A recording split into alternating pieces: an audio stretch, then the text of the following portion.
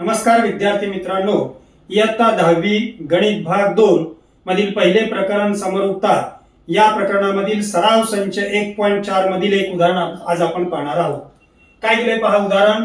त्रिकोण एबीसी समरूप त्रिकोण पीक्यूआर. म्हणजे हे दोन त्रिकोण आपल्याला समरूप दिलेले आहेत आणि एबीस पीक्यू बरोबर 2:3 म्हणजे एबीस पीक्यू चं गुणोत्तर दिलं आपल्याला 2:3. तर आपल्याला विचारलंय एरिया ऑफ त्रिकोण एबीसी एरिया ऑफ त्रिकोण पीक्यूआर काढा.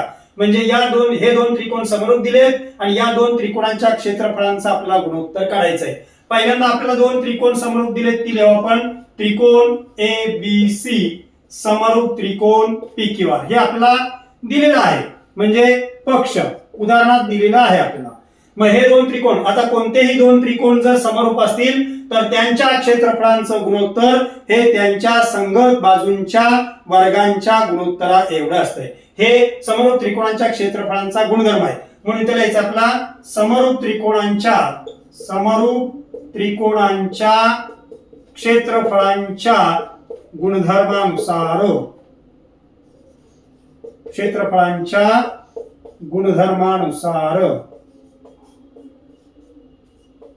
तर आपल्याला काय पहा, या त्रिकोणाचं क्षेत्रफळ म्हणजेच एरिया ऑफ त्रिकोण एबीसी छेद दुसरा त्रिकोण दिलाय समरूप पीक्यूआर एरिया ऑफ त्रिकोण छेदस्थानी एरिया ऑफ त्रिकोण पीक्यूआर.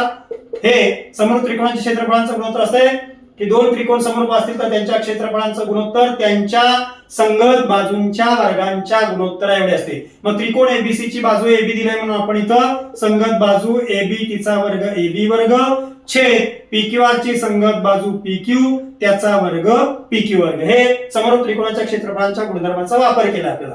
आता आपल्याला या ठिकाणी या दोन त्रिकोणाच्या क्षेत्रफळांचं गुणोत्तर विचारलं म्हणजे ते आहे तसंच बरोबरच्या पुढे आपण लिहू बरोबर एबी ची किंमत आपल्याला दिलेली आहे 2 चा वर्ग छेद पीक्यू ची किंमत दिली आहे 3 त्याचा वर्ग. कंस टाकू आपण कंसाचा वर्ग आणि मग बरोबर आता 2 चा वर्ग आपल्याला करता येतो. 2 चा वर्ग मिळेल 4 आणि 3 चा वर्ग मिळेल 9. अशा प्रकारे आपला एरिया ऑफ त्रिकोण एबीसी छेद एरिया ऑफ त्रिकोण पीक्यूआर यांच्या क्षेत्रफळांचं गुणोत्तर मिळालं 4/9. मग शेवटी आपण उत्तरात लिहू शकतो. म्हणून एरिया ऑफ त्रिकोण एबीसी एरिया ऑफ त्रिकोण पीक्यूआर बरोबर 4/9.